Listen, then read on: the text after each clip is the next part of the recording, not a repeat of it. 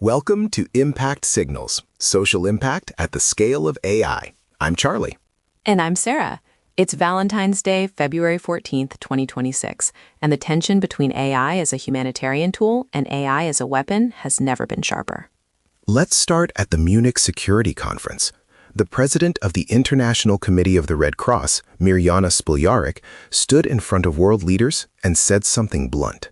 AI and drones are turning wars into wars on civilians. Her exact words were striking. Quote, "There's never a moment where drones fight against drones. Drones fight against the military and increasingly against civilians."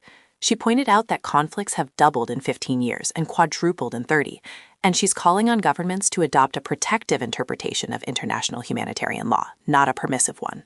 So the head of the ICRC, the organization that literally custodians the Geneva Conventions, is saying AI is accelerating civilian harm. Right. And what makes this significant is the venue. Munich Security Conference is where defense ministers, NATO officials, and heads of state gather. This isn't an academic paper. This is the ICRC president looking at the people who buy these weapons and saying, you are responsible for what happens next. For practitioners, this means the governance debate just escalated. Expect new frameworks. Re-AIM 2026 is already seeing countries like Ghana endorse responsible AI in the military domain. Now here's the contrast that defines this moment.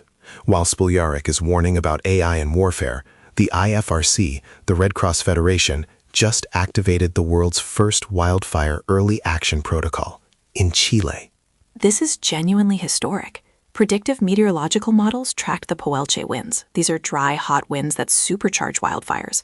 And when the models hit the trigger threshold, 95,000 Swiss francs were released automatically to help 2,000 people before the fires reached peak intensity. No committee meeting, no approval chain. The algorithm said danger is coming and money moved. Forecast-based financing. The money arrives before the disaster. Exactly.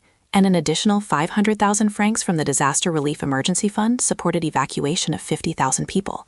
Here's why this matters for every practitioner listening. If this model works for wildfires, it can be replicated for floods, heat waves, cyclones. The IFRC just proved the template. Watch for this to scale fast.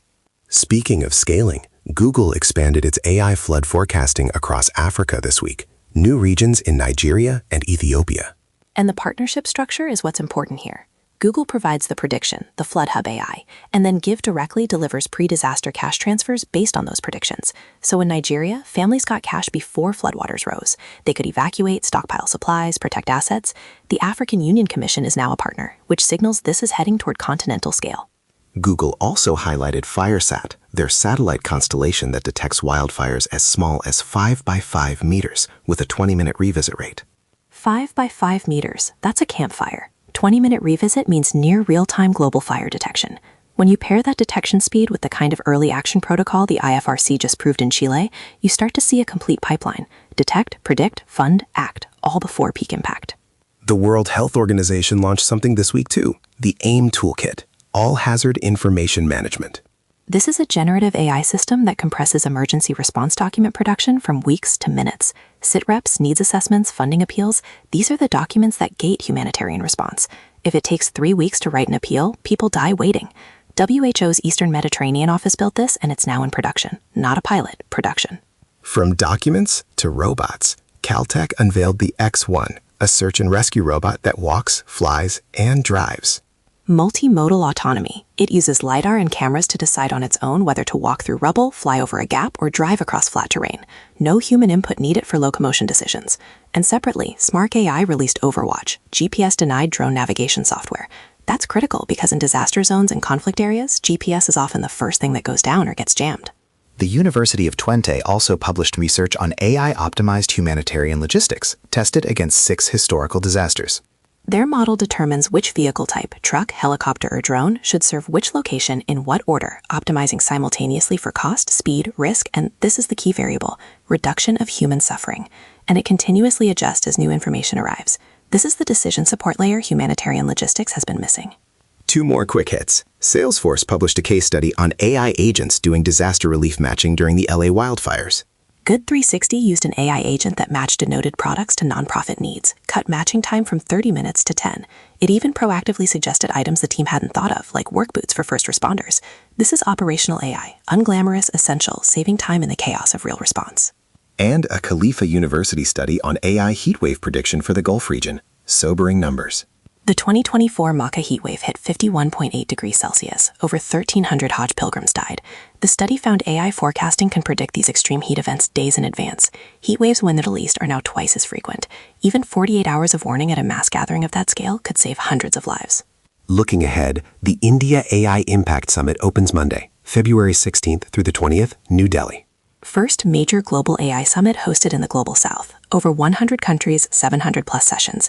Dedicated tracks on climate resilience and digital public infrastructure. Sundar Pichai, Sam Altman, Dario Amodei, they'll all be there. But the real story is the Global South framing. India is positioning AI governance as something that can't be decided only in Washington and Brussels. For practitioners, what's the action list this week? 3 things. 1, if you work in anticipatory action, study the IFRC Chile Wildfire Protocol. It's your blueprint. 2, if you're in Africa, look at the Google Give Directly AU partnership for flood forecasting and pre-disaster cash.